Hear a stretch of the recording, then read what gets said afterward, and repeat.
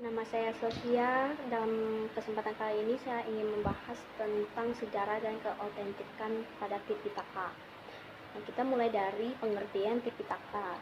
Sesuai dengan istilah dari makna tersebut, Tripitaka pada mulanya mengandung 3 keranjang atau 3 kelompok, yang dimana Tipitaka ini terdiri dari 84.000 kelompok dhamma yang juga terbagi berbagai pengajaran.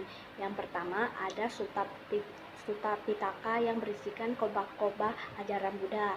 Kedua ada Vinaya Pitaka yang berisikan tata tertib bagi para biku dan bikuni.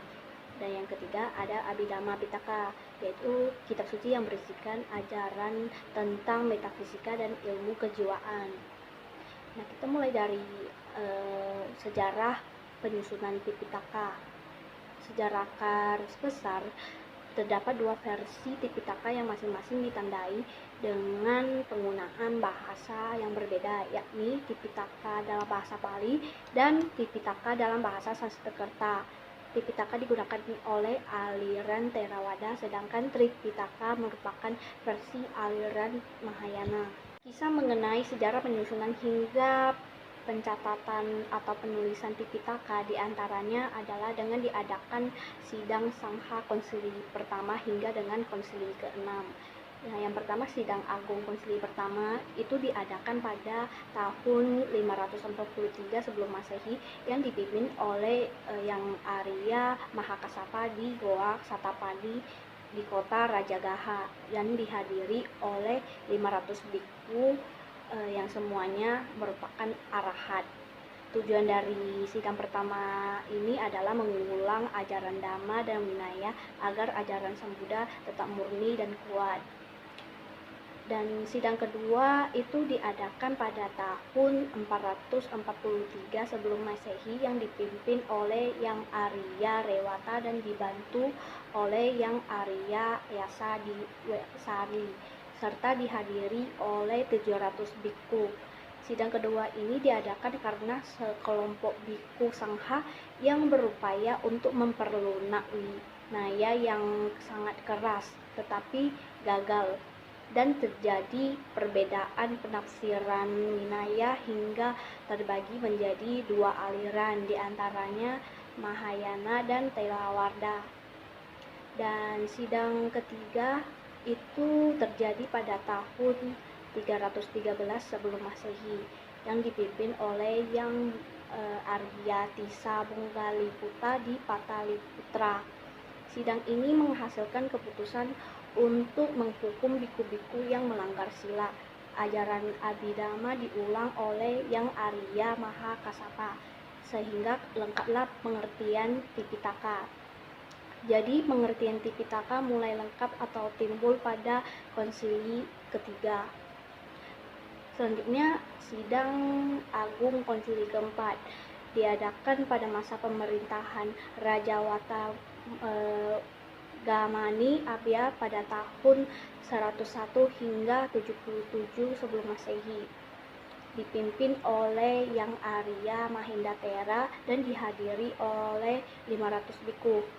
Sidang diadakan di Aluwihara atau Aloka Wihara di desa Matale.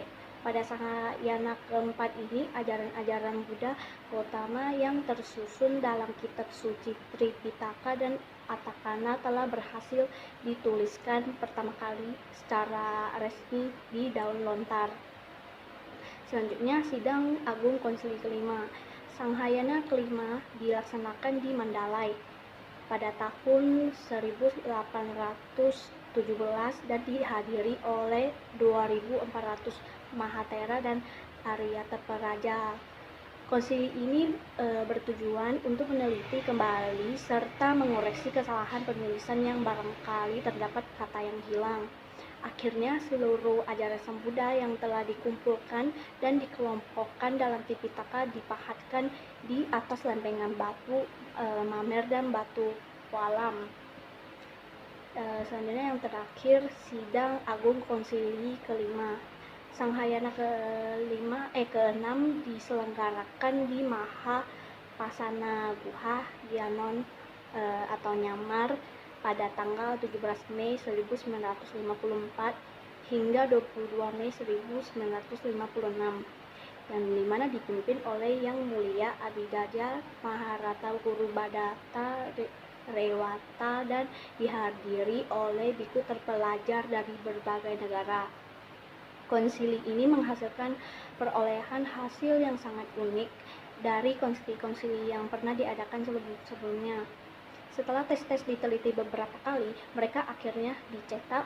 Terdapat 52 karya tulis dalam 40 volume. Sebagai hasilnya, setiap negara memiliki Tipitaka Pali yang disumbangkan ke dalam naskah asal mereka.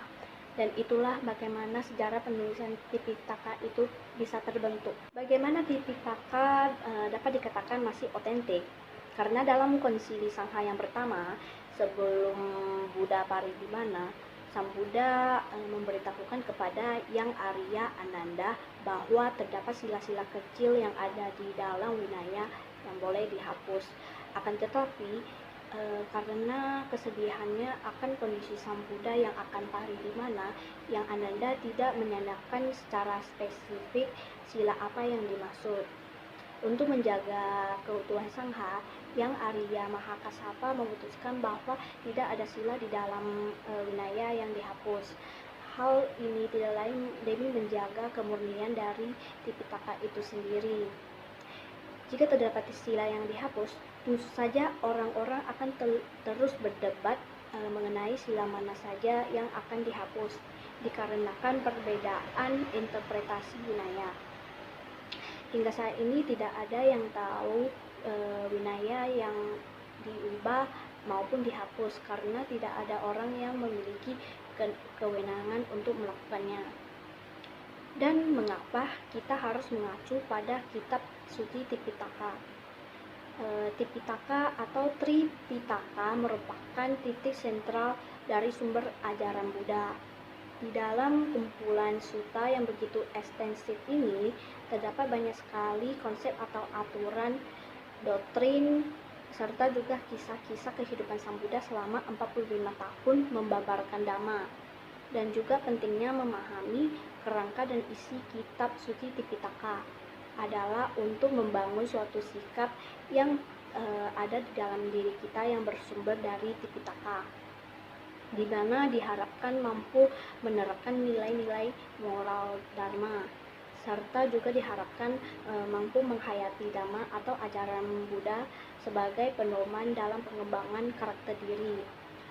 Untuk itu terdapat tantangan kitab suci Tipitaka, di mana dalam sejarah penulisan Tipitaka berbagai konsili sudah pernah diadakan.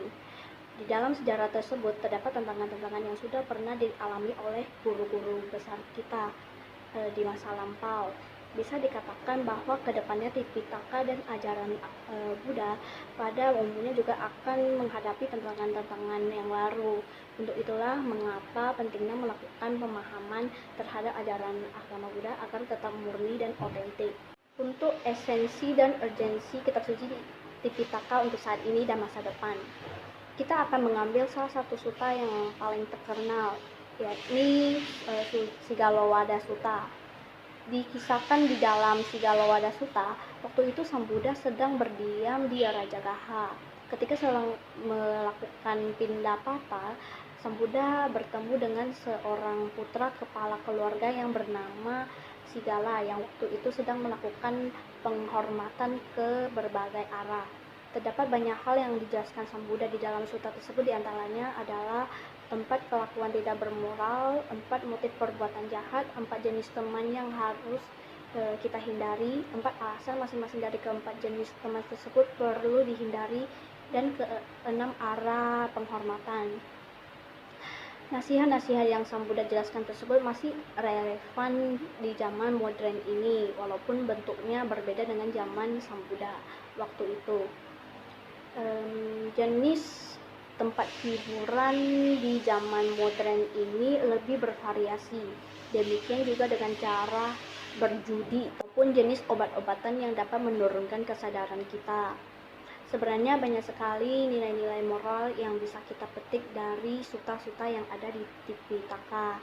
Semua itu tergantung lagi dan kembali lagi kepada diri masing-masing dalam menerapkannya dan atau tidak menerapkannya di dalam kehidupannya. Demikian yang dapat saya sampaikan pembahasan mengenai sejarah Tipitaka.